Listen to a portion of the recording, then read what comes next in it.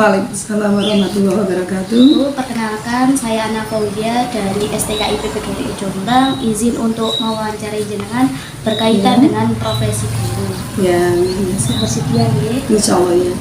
Oke Bu, untuk pertanyaan pertama, apakah Ibu sudah mempunyai sertifikasi? Alhamdulillah sudah. Ini. Dari tahun berapa ya Bu, Pak, Ibu mendapatkan? Iya. Kalau Bu Nini ini mendapatkan sertifikasi tahun 2009. Iya.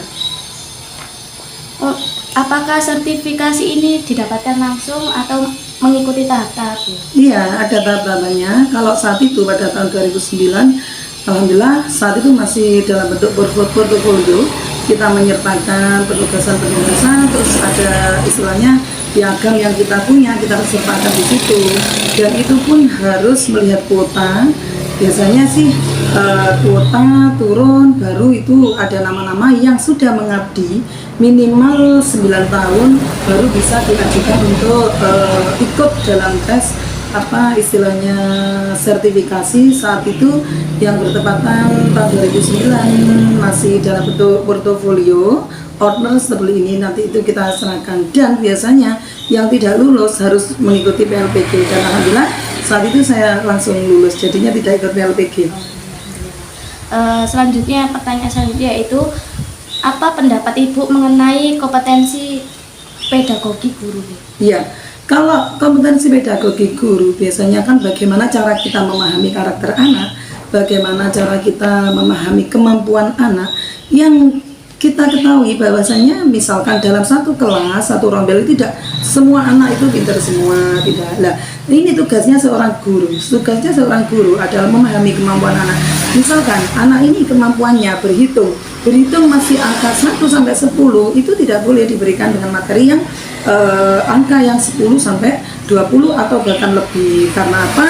Dalam kurikulum Merdeka ini penerapannya itu benar-benar guru harus benar-benar mengetahui karakteristik dan kompetensi anak, dan pada akhirnya nanti kita bisa mengklasifikasikan mana anak yang di bawah rata-rata, yang rata-rata di atas rata-rata, seperti itu. Untuk pertanyaan selanjutnya, apa pendapat Ibu mengenai kompetensi kepribadian guru? Iya, kalau kompetensi guru dan guru itu sebenarnya pada diri masing-masing. Yang sejatinya guru itu kalau orang Jawa bilang kan digugul dan ditiru ya.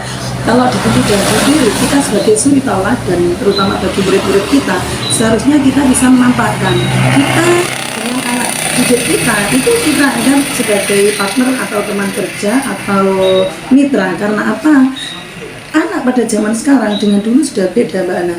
Kalau dulu yang namanya anak di des minta manut ini harus beli ini, enggak. Kalau sekarang dia lebih kritis lagi. Jadi kita harus benar-benar friendly terhadap murid kita dengan peserta didik kita, dan kita harus menunjukkan, menampakkan sikap-sikap kita yang friendly, memberikan contoh sebagai figur seorang guru yang baik dan bijaksana, seperti itu. Oke, baik Bu. Untuk pertanyaan selanjutnya, apa pendapat Ibu mengenai kompetensi profesional guru? Kalau kompetensi profesional guru itu lebih pada diri kita sendiri. Jadi ilmu yang saya transfer kepada anak didik kita insya Allah tidak apa istilahnya salah. Artinya lini itu masih koefisien, seperti itu Mbak Ana. Untuk pertanyaan selanjutnya yaitu apa pendapat Ibu mengenai kompetensi sosial seorang guru? Nah, ini ya yang tidak kalah pentingnya dalam kompetensi sosial seorang guru. Sebenarnya kembali lagi, kita sebagai seorang pendidik itu tidak boleh ya otoriter. Saya harus seperti ini, kamu harus seperti ibu guru, kamu harus tidak. Bagaimana cara kita mengkomunikasikan bahasa kita dengan siswa kita agar siswa mau menangkap, bisa menangkap apa? Contoh misalkan materi, dalam materi kita menerangkan materi tentang number atau tentang fruit atau dengan bahasa-bahasa yang lain, itu mari kita gunakan bahasa dengan anak-anak. Jangan istilahnya monoton. Bagaimana cara kita bisa berkomunikasi dengan baik agar siswa itu mampu menerima, memahami apa yang kita sampaikan. Contohnya, misalkan sesekali saya itu kalau dengan anak-anak bisa kata saya gunakan kalimat ya nggak seperti itu toh bro. Nah, hal-hal seperti itu sangat komunikatif bahasanya kalau bagi saya. Dan saya harus benar-benar menanggalkan ego saya harus mengikuti, ikut masuk terjun ke dalam dunia anak-anak seusia MTS, seperti itu. Selanjutnya, apa pendapat Ibu mengenai cara memperoleh sertifikasi pada saat ini? Ya, kalau sertifikasi saat ini kebetulan dalam lembaga kami juga ada yang barusan sertifikasi itu sekarang itu harus semacam ikut PPG Mbak Naya. PPG itu sekolah lagi, jadi by online yang insya Allah ditempuh kurang lebih 3 bulan. Setelah itu, tapi sebelum kita PPG itu ada tes tahapan-tahapan tes dulu. Bahkan ada yang gugur juga, nggak bisa. Kalau tidak lolos tes, berarti dia nggak berhak untuk ikut PPG. Dan setelah PPG itu ada tes lagi untuk menyatakan kelulusan. Nah, itu juga banyak dan ada juga yang gagal. Mungkin karena saat waktu online, waktu sekolah online itu mungkin ada pernah yang absen atau bagaimana, itu termasuk menjadikan pertimbangan untuk kelulusan sertifikasi dengan sistem PPG seperti itu.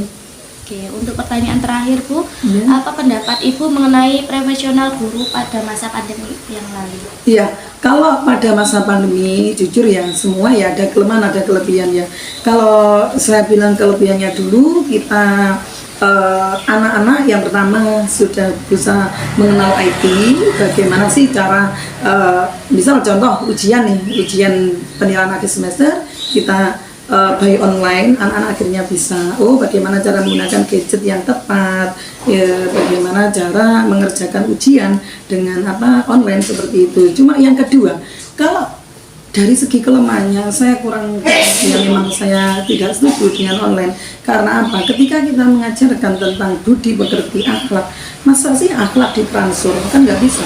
Harus bertemu langsung dengan Bapak Ibu guru. Apalagi kalau kita mengajar di tingkat dasar, itu banyak sekali ilmu-ilmu mengenai akidah, adab atau akhlak yang benar-benar harus kita bertatap langsung dengan seorang atau dengan Bapak Ibu guru agar nanti anak-anak bisa belajarnya pun tidak hanya by Google saja atau by YouTube saja, tapi anak-anak juga langsung bisa mencontoh karakter Bapak Ibu guru seperti ini. Jadi saya rasa ada kelemahan, ada kelebihan dari sistem pembelajaran online seperti itu.